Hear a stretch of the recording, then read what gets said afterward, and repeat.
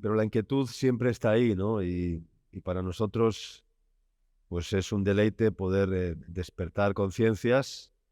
¿Para qué? Pues para que muchos sean despertados. ¿Despertados para qué? Pues para servir al Señor, porque el llamado es el mismo. El llamado no ha cambiado. La Iglesia no puede cambiar el llamado original. Los primeros discípulos dejaban las redes y seguían a Jesús. Los primeros discípulos dejaban sus trabajos, dejaban sus tierras, sus casas, sus hogares para ir en pos de Jesús, ¿no? Y el llamado no ha cambiado, el llamado es el mismo. Entonces la inquietud es despertar conciencias para que sirvan al Señor y sean instrumentos de Dios para hacer el bien, porque el Señor necesita obreros. La mies es mucha, los obreros son pocos. Rogad al Señor de la mies que envíe obreros a la mies, ¿no? Y así el Señor necesita obreros en muchos lugares, no solamente en el Perú, sino en todo el mundo. La obra es tan extensa, hay tantos lugares donde podemos servir. Pues aquí hay algunos o algunas que han entendido este llamado, sus conciencias fueron despertadas, formaban parte de la Iglesia y un día se incorporaron a filas y formaron parte de este ejército y entraron al ministerio para servir al Señor a tiempo completo. Hay varias personas aquí, hay algún hermano, hay algunas hermanas, ¿verdad?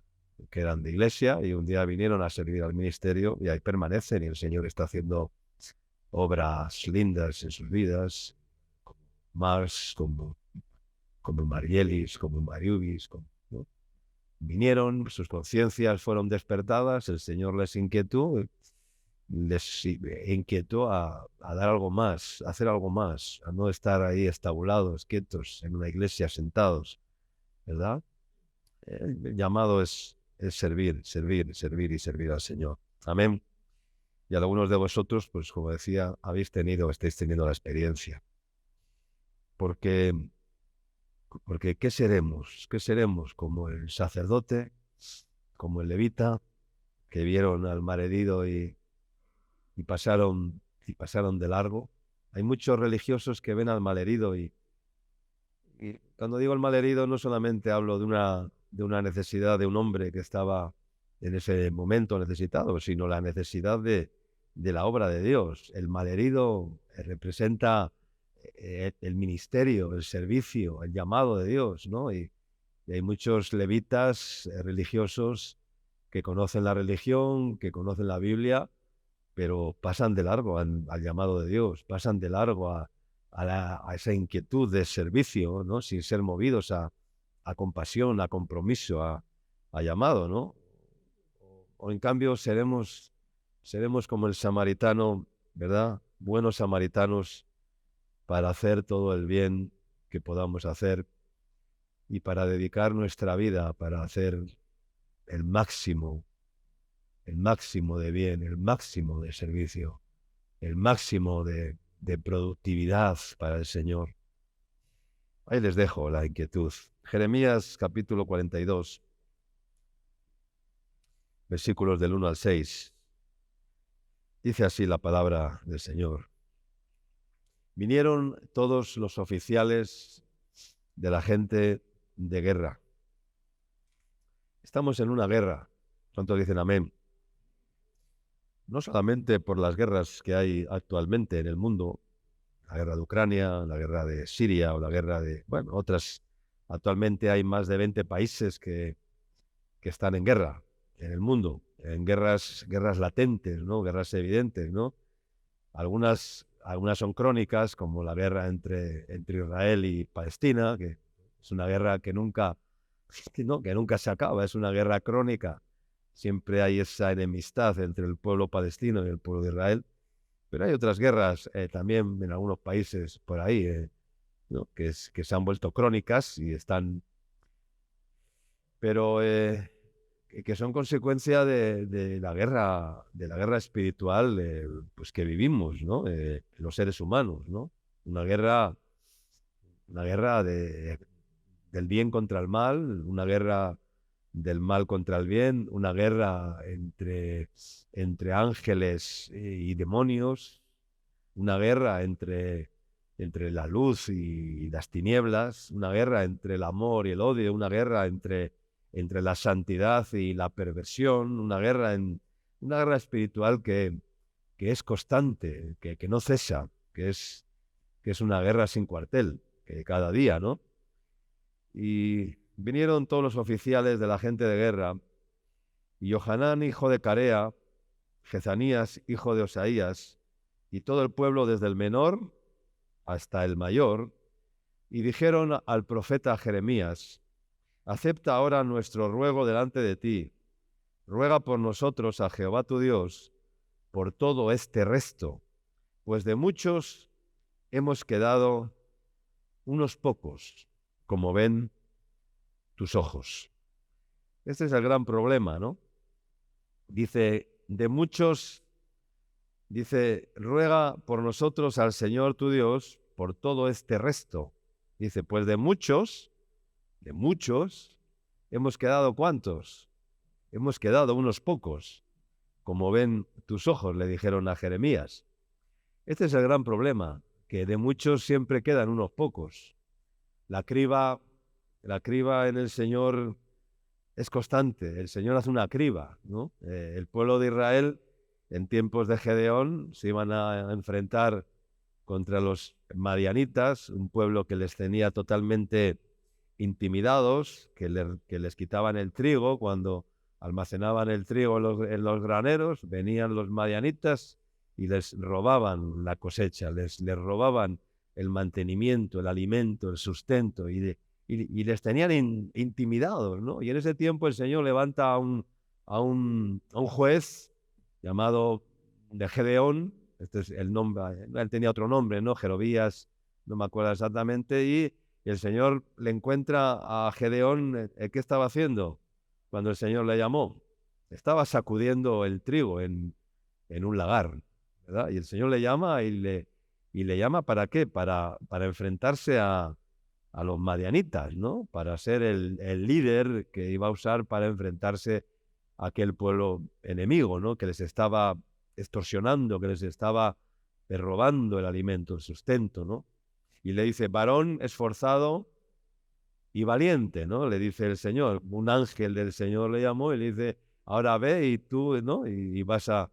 y entonces, como sabéis la historia, para resumir, había un pueblo de 33.000 personas de Israel dispuestos para la guerra, ¿verdad? O preparados para la guerra, ¿no? Pero el Señor le dice a Gedeón, mira, el pueblo es mucho para que vayan contra los madianitas, porque si no va a ser muy fácil y se van a jactar diciendo, nosotros hemos obtenido la victoria porque somos muy buenos, porque somos buenos guerreros, porque somos, ¿no? Di al pueblo y dice, quien tema y se estremezca, que se devuelvan a su casa. Y rápidamente 10.000 de una fueron quitados, ¿no? Luego dijo el Señor, no, aún es mucho el pueblo. Llévalos a las aguas y allí los probaré. El que lamiere el agua como un perro para llevarse el agua a la boca, estos pondrás aparte, y al que se agachare o se doblare sobre sus rodillas, a estos pondrás aparte, ¿no? Y bueno, y la gran mayoría se dobló sobre sus rodillas, se quitó la armadura, se quitó las armas para beber cómodamente, y solo 300 fueron los que lamieron el agua como un perro para para llevarse el agua a la boca, ¿no? Y entonces dice, con estos 300 derrotarás a los madianitas. Y así fue. Es decir, el Señor siempre hace una criba, ¿no? Porque no es de mayorías. En el reino de Dios no es para mayorías, es para minorías. Es para minorías. El Señor le dijo, no temáis, manada pequeña. A mi Padre le ha placido daros el reino. Era una manada pequeña, pero una manada pequeña entregada y en las manos del Señor es una potencia. Es una potencia lo que el Señor puede hacer con unos pocos. Lo hemos visto en este ministerio. El Señor tomó unos pocos, tomó una familia. Primeramente tomó a una mujer, Mari Carmen. Después tomó a un hombre, Miguel, ¿no? Un hombre inconverso, un hombre perverso, un hombre, bueno, ya sabemos su testimonio. Pero de esa semilla, de unos pocos, de una familia, el Señor hizo un gran milagro. De una pequeña semilla de mostaza, el Señor hizo crecer, ¿no? Porque lo poco en el poder de Dios es mejor que lo mucho en disolución, ¿no? Y aquí vemos esto, ¿no? Dice, de muchos hemos quedado unos pocos, como ven tus ojos. Y no, porque muchos son los llamados y pocos los escogidos, ¿no? Entrad por la puerta estrecha, dice la palabra de Dios, porque son muchos los que caminan por el camino ancho, pero son pocos los que consiguen entrar por la puerta estrecha. Y muchos, dice, procurarán entrar y no podrán. Entonces, ¿de qué somos? ¿De los muchos o de los pocos? Los pocos que al oír la palabra de Dios, que al oír las palabras de Dios, son consecuentes con lo que oyen y actúan en obediencia a la fe. Porque Dios nos ha dado la fe. Dios no nos ha dado la fe, hermanos, solamente para creer. Dios nos ha dado la fe para ir mucho más allá, no solamente para creer en Dios o para creer a Dios, para creer a su palabra, para ser salvos. No. La fe mueve montañas, pero la fe mueve montañas cuando las obras actúan por medio de la fe, cuando las obras son una consecuencia de la fe, porque la fe sin obras está muerta. Hay mucha fe en la iglesia que es fe muerta, que no tiene vida, es una fe religiosa apagada, intelectual, de conocimiento, pero falta de obras. Y las obras son la consecuencia de la fe. No podemos, ¿no? Y claro, y Santiago le dice, muéstrame tu fe por tus obras y yo te mostraré mi fe por las mías, ¿no? Entonces, como diciendo, ¿dónde están tus obras? Las obras que son la consecuencia de la verdadera fe, de la verdadera emuná, la fe divina, la fe poderosa, la fe que no es solamente el concepto que tenemos de haber creído, ¿verdad? Porque los demonios también creen y tiemblan, ¿no?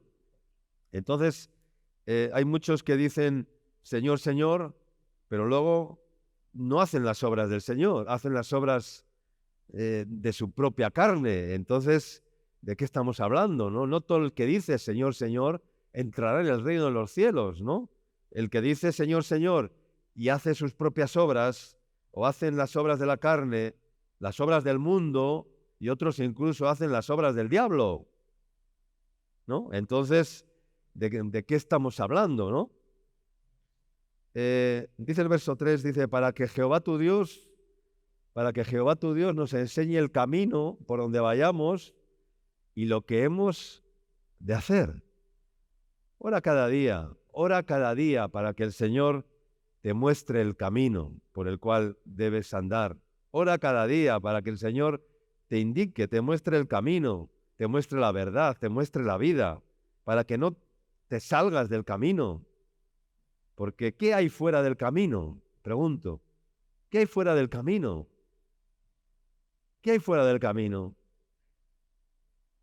Los bandidos, los malhechores, un hombre salió del camino, ¿no? Un hombre salió de Jerusalén y fue a la ciudad de Jericó. Dice que un hombre descendía de la ciudad de Jerusalén a la ciudad de Jericó. Salió del camino de Dios. Se fue de la ciudad santa, de la ciudad de Dios, de la presencia de Dios. Y fue a la ciudad pagana, a la ciudad de pecado, al mundo, a Jericó. Y los malhechores, pues, ¿qué pasó? Que le agarraron y le machacaron y casi lo matan los malhechores.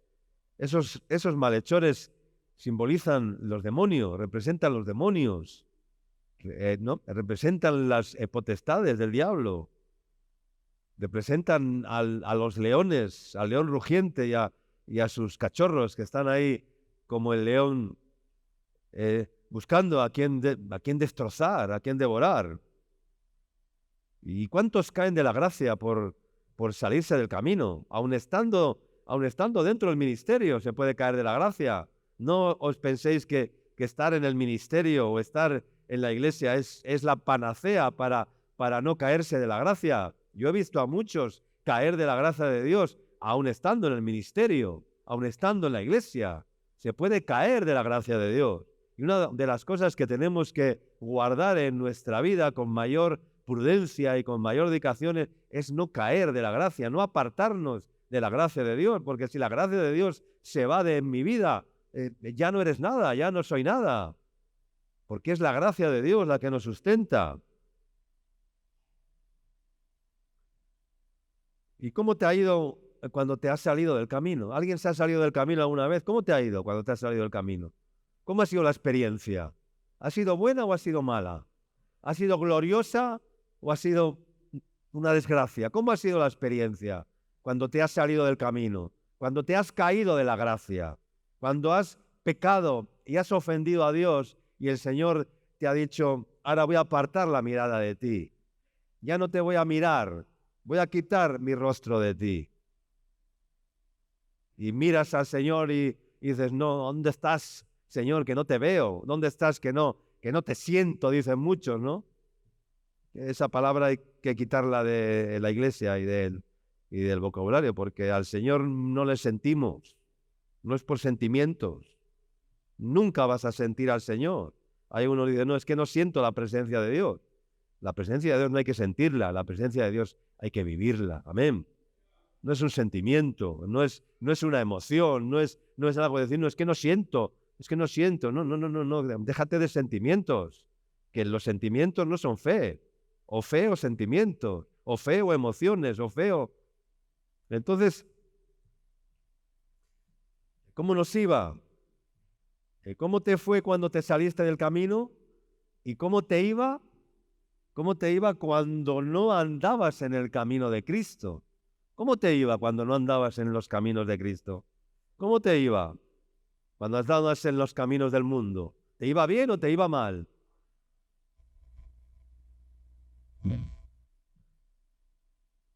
Tú fíjate cómo incluso los multimillonarios, pues que teniendo todo, absolutamente todo, pues entran algunos en unas crisis impresionantes, ¿no?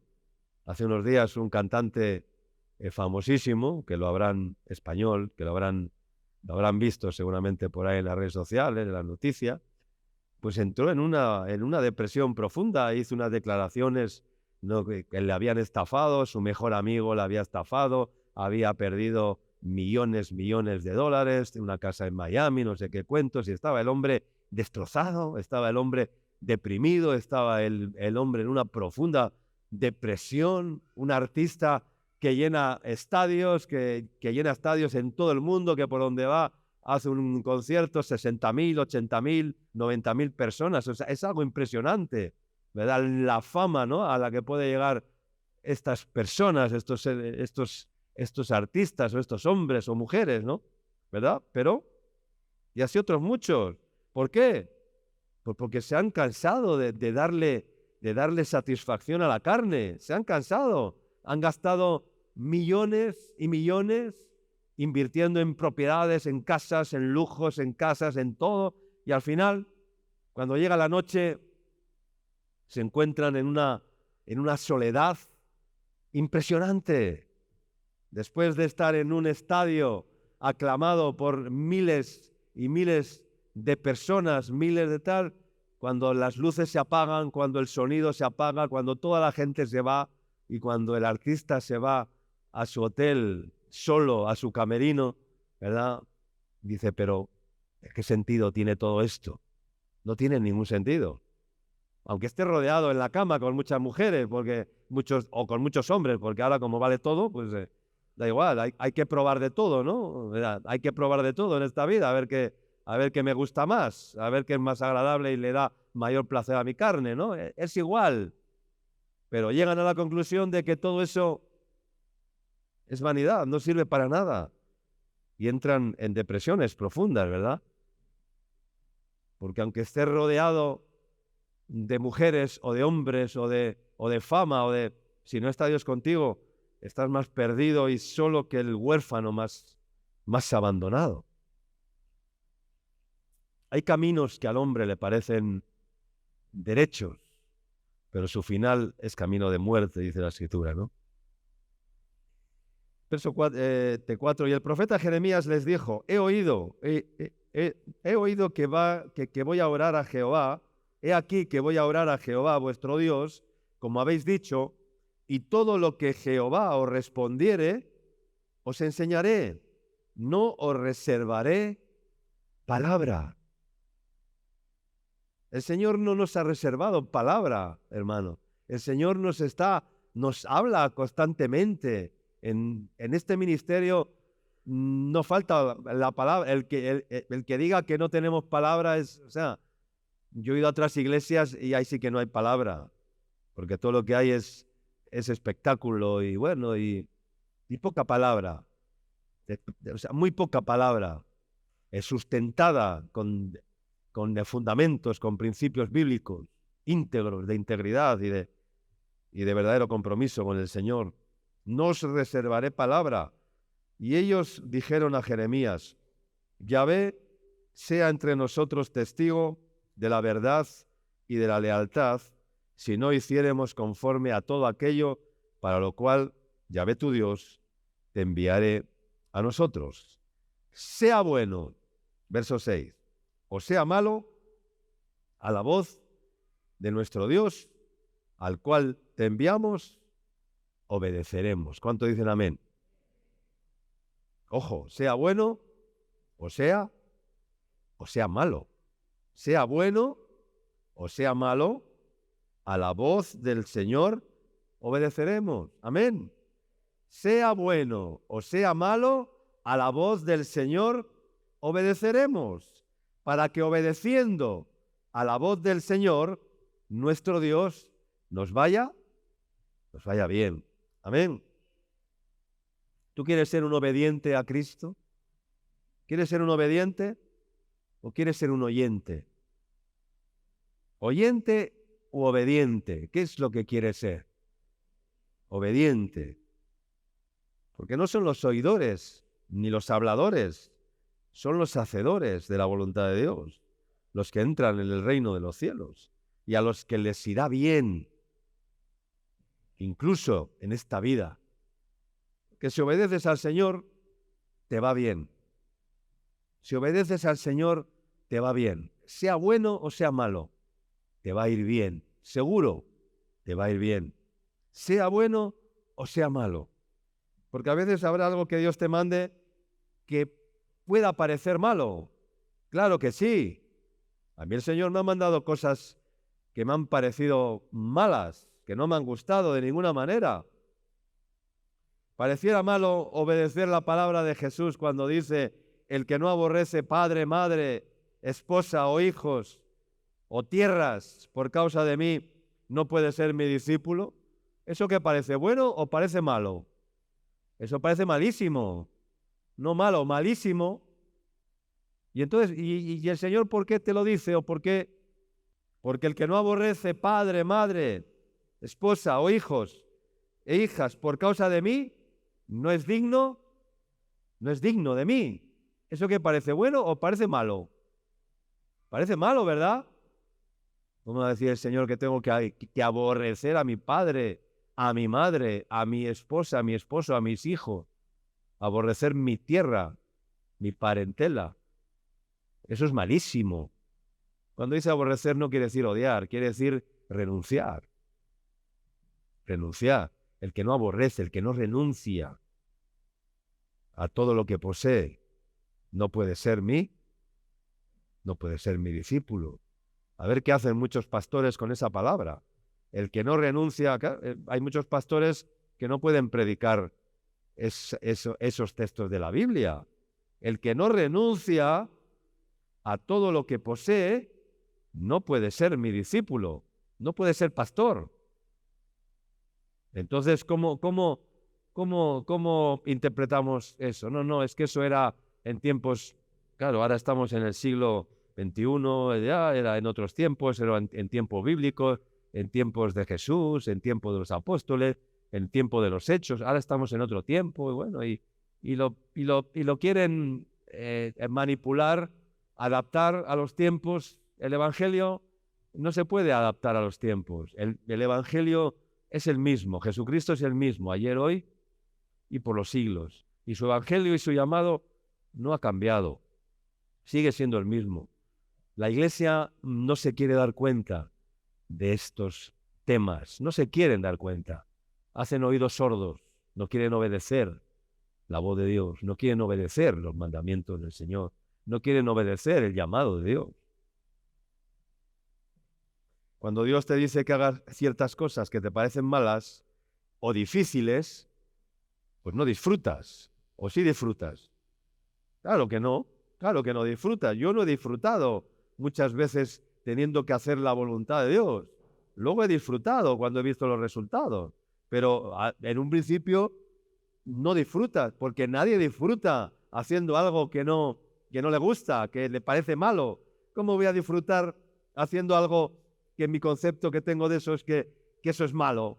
Pues no disfruto, claro que no disfruto, lógicamente, no disfrutas humanamente, carnalmente no disfrutas, pero lo que no entiendes ahora, lo entenderás ¿cuándo?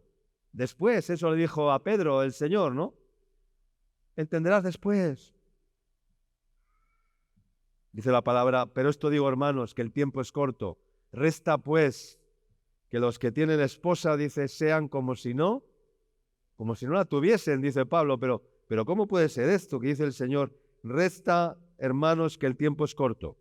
El que tenga esposa, sea como si no la tuviese, o el que tiene esposo, o la que tiene esposo, como si no tuviese. Los que lloran como si no llorasen, los que se alegran como si no se alegrasen, los que compran como si no poseyesen, y los que disfrutan de este mundo como si no lo disfrutasen, porque la apariencia de este mundo se pasa, dice ese texto. Amén. Entonces, sea bueno, sea malo, a la voz del Señor, nuestro Dios, al cual te enviamos, obedeceremos. ¿Cuántos dicen amén? Dice, para que obedeciendo a la voz del Señor, ¿qué? Para que obedeciendo a la voz del Señor, te vaya bien, nos vaya bien. ¿Tú quieres que te vaya bien en tu vida? ¿Tú quieres que te vaya bien en tu vida? ¿En tu familia? ¿En tu matrimonio? ¿Con tus hijos? ¿Quieres que te vaya bien físicamente? ¿Quieres que te vaya bien físicamente? Y que no enfermes, y que no venga enfermedad, y que no... ¿Tú quieres que te vaya bien y vivir sin miedos, sin temores, sin ansiedades? ¿Quieres que te vaya bien? ¿Quieres vivir en paz y que no te falte lo necesario? ¿Quieres todo eso? Pues sí, claro que lo quieres. Pues como lo quiero, por eso acepto obedecer a Cristo. Amén. Obedecer a Cristo. Es necesario obedecer. Pero ¿qué es lo que nos manda Dios? Es todo. Dios nos manda a orar. Y orar habiendo aprendido humildad. Primeramente, porque si no hemos aprendido humildad, nunca oraremos bien. Aprender humildad primero. Porque tú crees que el soberbio que ora al Señor diciendo, Dios, me tienes que valorar, ¿no ves que yo soy bueno, que yo soy apto, que yo soy mejor que otros. ¿No tú crees que esa oración Dios la escucha? De ninguna manera. Sin humildad no hay ninguna virtud, ni ninguna gracia de Dios. Sin humildad no hay ninguna virtud, no se manifiesta ninguna virtud. Lo primero es la humildad y después de la humildad se manifiestan las virtudes de Dios y se manifiesta la gracia de Dios. Hay muchos que permanecen en los atrios del templo. El templo tenía 3 partes, ¿no?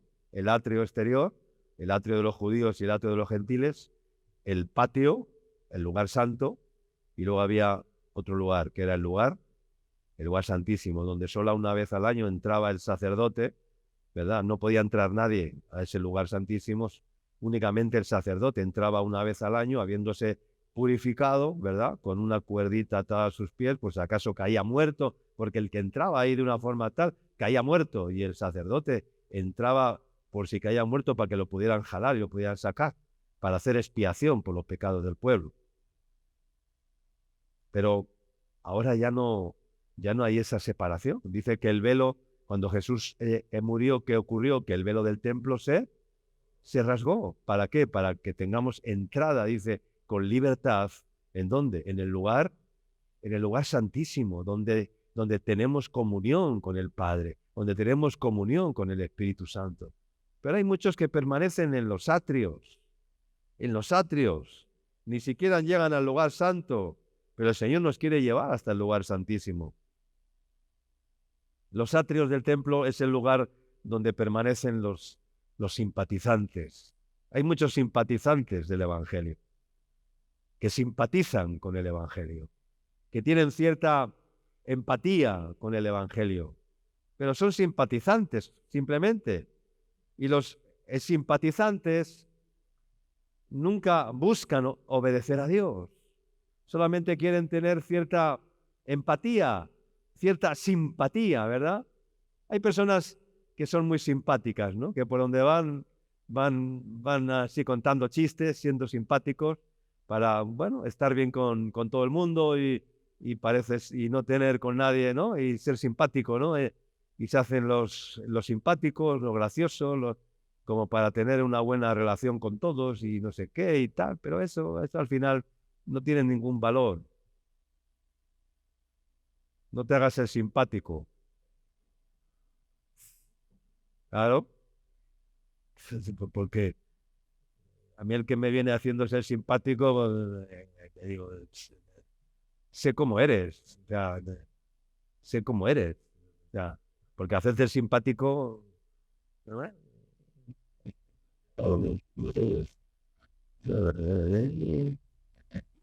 No sé. Y hay muchos simpatizantes del Evangelio que no obedecen a Dios, que solamente tienen simpatía, porque no tienen la verdadera convicción, la verdadera certeza de que lo que Dios nos ordena que hagamos es lo mejor. ¿Tú crees que Dios te va a pedir algo que no sea lo mejor para tu vida? ¿Sí o no? ¿Te va a pedir Dios algo que no sea lo mejor para tu vida? O sea, todo lo que Dios te va a pedir es para tu bien. ¿Cuánto dicen amén? Es lo mejor. Es lo mejor. Pero los que son simpatizantes nunca entenderán esto. Y hermanos, lo que más le agrada a Dios es que seamos obedientes. Eso es lo que más le agrada al Señor, más que cualquier sacrificio. Los simpatizantes no pueden poner la mano en el arado, no pueden trabajar para el Señor. Uno de nuestros lemas desde el principio de este ministerio fue ora et labora. Yo creo que nos hemos descuidado y ahora laboramos más que oramos. Deberíamos otra vez de volver al orden establecido. Ora y trabaja. Ora y trabaja. Antes de entrar en la oficina y ponerte a trabajar, ora al Señor, para que el Señor bendiga el trabajo de tus manos, bendiga el tiempo de trabajo, bendiga el trabajo que haces. en cualquier área, ora al Señor y dile, sí, Señor, bendice mi trabajo en este día. El trabajo que hago para la obra, es para tu obra, es para la obra de Dios, no es para mí. ¿Cómo no va a bendecir el Señor el trabajo de tu mano? Pero ya oras antes de llamar a una puerta, antes de coger el teléfono y llamar a una empresa, a una institución, antes de sentarte en la computadora a hacer ventas, ya oras al Señor y dices, no, Señor, bendice este día hoy, el trabajo de mis manos, Señor. Abre puertas, ora y labora. Y el Señor lo hace. El Señor lo hace. ¿Qué dice la palabra acerca del trabajo? El que no trabaje, que no coma. Entonces, ¿qué haces aquí comiendo la palabra de Dios si no has trabajado nada? Claro, porque ahora estás comiendo también, ¿o no? ¿O qué estás haciendo ahora aquí? A la iglesia, ¿a qué venimos? Venimos a comer. El que no trabaje, que no coma. Si no trabajas con tus manos, por lo menos trabaja orando al Señor desde tu casa, no lo sé. Ora por el ministerio, ora por el pastor, ora por la familia del pastor, ora por los siervos, por los obreros, por los proyectos, por las comunidades, por la iglesia, por los hermanos. Eso también es trabajar, porque orar también es trabajar, claro que sí, pero ¿trabajas algo o no trabajas nada? Estás orando por el ministerio, por los siervos de Dios, por la iglesia, Eso es trabajar también. Igual no puedes trabajar con tus manos, con tu tiempo, no lo sé, si tienes algún don, algún talento y te sobra el tiempo, pues ven y dile, no, pastor, tengo 2 días a la semana y tengo este don, lo quiero poner a producir en las manos del Señor, pues adelante. Juan capítulo 6, versos 28 y 29. Dice, entonces le dijeron, ¿qué debemos hacer para poner en práctica las obras de Dios? Respondiendo Jesús les dijo, esta es la obra de Dios, que creáis en el que Él ha enviado. ¿Qué respuesta más sencilla? Les dijo Jesús. Le preguntaron, ¿qué debemos hacer para poner en práctica las obras de Dios? Claro, ellos estaban esperando una respuesta, pues, ¿qué debemos hacer? Igual estaban esperando, pues, mira, tienes que hacer esto, tienes que hacer aquello, tienes que ir aquí, tienes que ir allá, tienes que tomar esto, No. Y Jesús les dijo muy sencillamente, mira, esta es la obra de Dios. ¿Cuál es la obra de Dios? Que creáis en el que Él ha enviado, que creáis en mí. Esa es la obra de Dios, que creáis en mí. Las obras de Dios es creer en que lo que Él dice es verdad. ¿Cuántos dicen amén? Eso es creer. Eso es las obras de Dios. Creer que lo que Él dice es verdad. Y si entonces, si tú crees que lo que Dios dice es verdad, ¿cuántos creen que lo que Dios dice es verdad? Levanten la mano. O sea, todos somos creyentes. Creemos que lo que Dios dice es verdad. Y reconocemos que es verdad. ¿Amén? ¿Sí? Y aun a pesar de eso, ¿por qué no hacemos aquello que reconocemos que es verdad? O sea, creemos que es verdad, pero ¿por qué no lo hacemos? Si reconocemos que es verdad, si creemos que es verdad, ¿qué significa eso?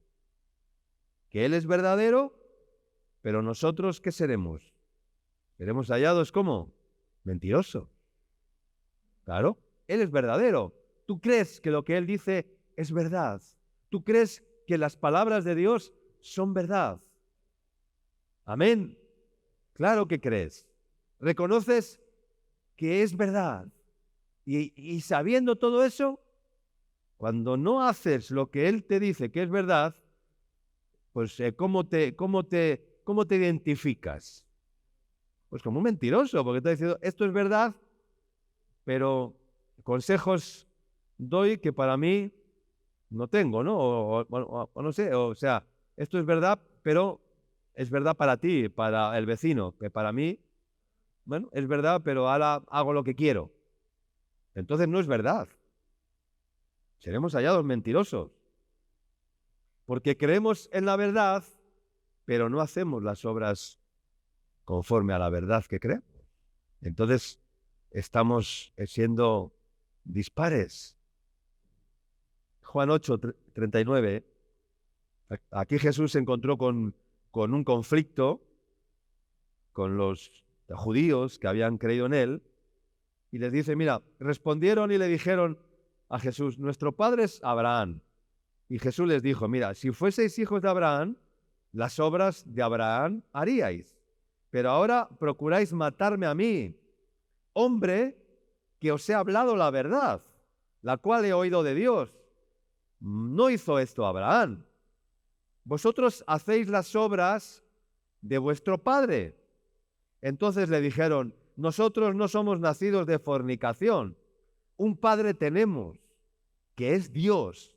Es decir, se identificaban como hijos de Dios, descendientes de Abraham, pero se identificaban como hijos de Dios. Dice, nosotros no somos nacidos de fornicación. Un padre tenemos, que es Dios.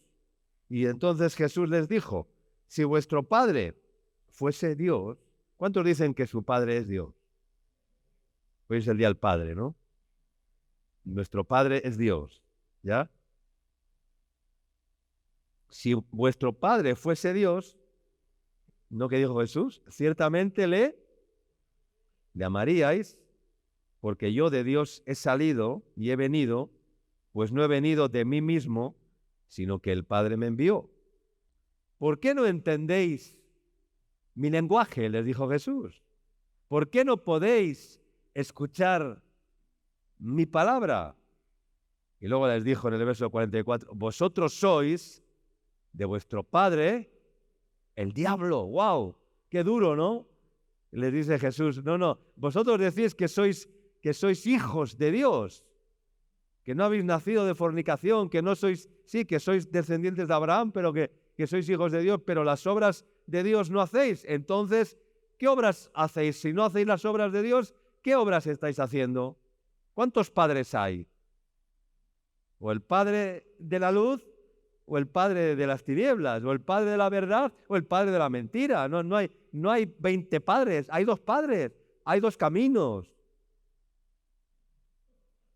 Y dice, vosotros sois, dice, de vuestro padre el diablo, porque los deseos de vuestro padre queréis hacer. Él ha sido, claro, le querían matar a Jesús. Creían en Jesús y le querían matar. O sea, creían en Dios y querían matar a Jesús. Vaya controversia, ¿no? Y cuando sabían que Jesús era el enviado de Dios, era el nacido de Dios, era el hijo de Dios, pero le querían matar. Entonces Jesús les dijo, no. Si ustedes me quieren matar, vosotros sois de vuestro padre el diablo. ¿Por qué no hacéis las obras de Dios? Hacéis las obras de vuestro padre, porque los deseos de vuestro padre queréis hacer. Él ha sido homicida desde el principio y no ha permanecido en la verdad, porque no hay verdad en él. Cuando habla mentira, de lo suyo habla, porque es mentiroso y es padre de mentira. Y a mí, porque digo la verdad, no me creéis. ¿Quién de vosotros me redarguye de pecado? Pues si digo la verdad, ¿por qué vosotros no me creéis? Si digo la verdad, ¿por qué vosotros no me creéis? Verso 47. El que es de Dios, eres de Dios, ¿cuántos son de Dios? Las palabras de Dios, ¿qué? Oye, por esto no las oís vosotros, porque no sois de Dios. El que es de Dios, las palabras de Dios oye. El que no es de Dios, no oye las palabras de Dios y por eso no obedece a Dios, porque no oye las palabras de Dios. Creemos en la verdad y obedecemos a la mentira. ¿Cómo es eso? En lugar de hacer las obras de Dios. Un día Dios vendrá y nos pedirá cuentas. ¿Qué has hecho con los talentos que te di? ¿Qué has hecho con las cualidades que te concedí? Porque algunos se creen que se convierten en unos fantásticos profesionales en cualquier área, en cualquier trabajo, o en la obra, y no se dan cuenta de que es porque Dios les ha dado la gracia. Si algo sabes hacer, es por la gracia de Dios. Si eres un buen cocinero, es por la gracia de Dios. No te creas este Gastón Acurio, que eres uno de los mejores cocineros del mundo. ¿Ya? Por la gracia de Dios eres un buen cocinero, o por la gracia de Dios eres un buen vendedor, o por la gracia de Dios eres un buen profesional, un buen conductor, en cualquier área, por la gracia de Dios. O un buen predicador, o un buen siervo de Dios, o un buen obrero, Porque en cualquier momento Dios te lo puede quitar. El don, la gracia. Porque Él es el que da y Él es el que quita. Él es el que pone y Él es el que quita rey. Dice la Escritura. ¿Y qué nos dice Dios? ¿Quién es el que me ama? No, ¿qué dice Dios? ¿Quién es el que me ama? El que hace mi voluntad, ese es el que me ama. ¿Quiénes son mis amigos? Los que hacen lo que yo les mando. O sea, es muy sencillo el Evangelio, hermanos. Eso dice el Evangelio de Juan. Que podamos decir como el salmista, Salmo 47 y 8, dice, entonces dije, he aquí, Salmos 47 y 8, dice, entonces dije, he aquí vengo, en el rollo del libro está escrito de mí. ¿Qué es lo que está escrito de mí? Lo que dice después, el hacer tu voluntad, Dios mío, me ha agradado, y tu ley está en medio de mí, de mi corazón. Amén. El hacer tu voluntad me ha agradado. Es un deleite hacer tu voluntad. Es un deleite. ¿Y qué es hacer la voluntad de Dios? Sino obedecer a Dios. Es un deleite obedecer a Dios y a los siervos de Dios. No me quiero meter con que, bueno, toda autoridad por Dios ha sido, porque algunos dicen, no, es que yo tengo comunión directa con el Señor y bueno, y a mí ya me habla el Señor y yo ya escucho al Señor y entonces los intermediarios sobran. Yo ya tengo comunión directa. Soy como Moisés, hablo con el Señor cara a cara. Ya. Le ganas a Moisés. O sea, vamos a quitar a Moisés de la Biblia y te vamos a poner a ti, ¿ya? Y Moisés desaparece y tú te presentas como el Moisés que hablaba con Dios cara a cara y que tenía, ¿no? Moisés fuera y te ponemos a ti, ¿ya? No, hermanos. Entonces, el hacer tu voluntad, Dios mío, me ha agradado y tu ley está en medio de mi corazón. Amén. Para avanzar, Lucas 16, del 4 al 7, aquí hay una parábola, es la parábola de un hombre rico que tenía un mayordomo, es la parábola del mayordomo infiel, ¿no? Y este hombre rico tenía un mayordomo el cual fue acusado por ser disipador de sus bienes, ¿no? Entonces el amo le llamó y le dijo, ¿qué es esto que oigo acerca de ti? Da cuentas de tu mayordomía, porque ya no podrás más ser mayordomo. Entonces el mayordomo, cuando el amo, el dueño, le dijo esto, le dijo, ¿qué haré? Porque mi amo me quita la mayordomía. Y cavar no puedo, mendigar me da vergüenza. Bueno, mentira, eso era todo mentira, porque cavar no quería, no era que no podía, no quería coger la pala, que es diferente, ¿no? Cavar no puedo, no era manco, ni tenía artrosis, ni tenía reuma, no, era un hombre totalmente capacitado. Lo que no quería era agarrar la pala. ¿Ah? Cavar no puedo. Mendigar me da vergüenza pedir. Hay algunos que dicen, no, pastor, es que a mí no me gusta pedir. Pues bueno, pues allá tú, que no me gusta pedir. Pues yo he tenido que pedir mucho tiempo. Si pido para mis necesidades, no está de más. No. Ya. No, es que a mí no me gusta molestar. Y dicen, a mí no me gusta pedir. Ya, yo No, hermano.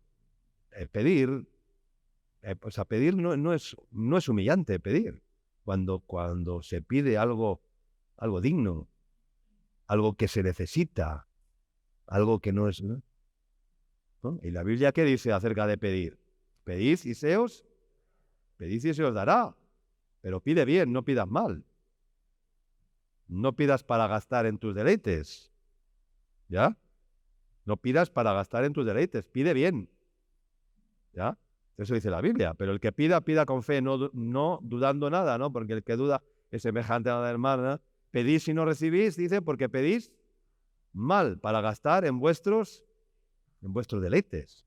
Hay que saber pedir. Hay que pedir bien. Hay que pedir con autoridad. Yo a los hermanos que hacen relaciones públicas hay que pedir con autoridad. No se puede pedir como un mendigo, como mendigando, como no. Hay que pedir con autoridad. Hay que saber vender el producto que tenemos. A veces no sabemos vender el producto. Hay que saber vender el producto. Hay que pedir, vender y hacer todo con autoridad, porque estamos ofreciendo algo justo, algo que es verdadera no justicia al huérfano, a la viuda, hacer el bien. Estamos pidiendo con total dignidad. Pero bueno, eso es otro tema. Entonces el mayordomo dijo, ¿qué haré? Y llega el verso 5 y dice, ya sé lo que haré para que cuando se me quite la mayordomía me reciban en sus casas. Y entonces se le ocurrió llamar a cada uno de los deudores de su amo. Su amo tenía ciertos deudores que le debían a su amo algo, y entonces dice, ya sé lo que voy a hacer, voy a empezar a llamar a los deudores de mi amo, ¿no? Y empezó a llamar a cada uno de los deudores de su amo y le dijo al primero, ¿tú cuánto debes a mi amo? Y él le dijo, 100 barriles de aceite. Y entonces él se toma la atribución y dice, toma tu cuenta, siéntate pronto y escribe 50. Te perdono la mitad. ¿Pero era suyo o era de su amo? Él tenía la autoridad para perdonarle 50 barriles de aceite, ¿no? ¿Ya? Después dijo a otro, ¿y tú cuánto debes? Y él dijo, 100 medidas de trigo. Y entonces él le dijo, toma tu cuenta y escribe 80. Le perdonó 20. Estaba viendo esta palabra que tiene su enseñanza en muchos aspectos, pero cuando habla dice, ¿tú cuánto debes a mi amo? ¿Quién es el amo? ¿Quién es el dueño de todo? Él es el Señor, él es el amo, Él es el dueño de todo. Y a veces el Señor, o yo te hago una pregunta, ¿cuánto le debes al Señor? ¿Cuánto le debes al Señor? 100 barriles de aceite, toma tu cuenta y escribe 50. ¿Por qué le debía, o por qué podemos pensar, le debemos 100 barriles de aceite? Porque 100 veces había descendido la unción del Espíritu Santo sobre esa persona y esa persona no cambió su actitud. Menospreció el aceite, menospreció la obra de Dios, menospreció la obra del Espíritu Santo y por eso tenía una deuda. 100 barriles de aceite. Y el otro, ¿tú cuánto debes a mi amo? 100 medidas de trigo. ¿Por qué debía 100 medidas de trigo? Porque 100 veces había escuchado la palabra de Dios y nunca la puso en práctica. ¿Cuántas veces has escuchado la palabra de Dios? Hay algunos que más de 100 veces aquí han escuchado la palabra de Dios. 100 medidas de trigo. Esa es tu deuda, que el Señor te habla, te envía el trigo, envía los barriles de aceite, envía las medidas de trigo y tú sigues pasando de largo, pasando y pasando y pasando y pasando y no escuchando. Entonces estás en deuda con el Señor, porque el Señor sigue derramando su aceite, el Señor sigue enviando su trigo, sigue repartiendo el trigo, dando el trigo cada día, cada reunión, cada culto, cada sermón. ¿Cuánto trigo, verdad, nos ha dado el Señor? ¿Cuánto pan nos ha dado el Señor? Nos ha dado pan en abundancia, alimento en abundancia, trigo en abundancia, aceite a chorros, a barriles. Pero ¿dónde queda todo eso? ¿Dónde está el fruto del aceite? ¿Dónde está el resultado del trigo en nuestras vidas? Y así muchos están en deudas con Dios. ¿Por qué? Porque no han obedecido a su palabra, porque no obedecen a su palabra. Y la palabra declara que por sus palabras seremos juzgados, dice la Escritura, y con esto termino. Por sus palabras seremos juzgados, hermano. Lo dice la Biblia, lo dice Juan 12, 47 y 48. Al que oye mis palabras y no las guarda, dice Juan 12, 47, el que oye mis palabras y no las guarda, dice, yo no le juzgo, porque no he venido a juzgar al mundo, sino a salvar al mundo. Pero mira el verso 48. Dice, el que me rechaza y no recibe mis palabras, tiene quien le juzgue. Dice, la palabra que he hablado, ella le juzgará en el día postrero. ¿Quién es el que te va a juzgar o qué es lo que te va a juzgar? La palabra misma. La palabra misma te va a juzgar. Ni siquiera Dios, porque dice, yo no he venido a condenar a nadie. Yo he venido a salvar. Yo no he venido a condenar. Yo no he venido a juzgar. Yo he venido a salvar. Pero mi palabra, ella os juzgará, dice, en el día postrero. Es la palabra de Dios la que nos va a juzgar, hermanos.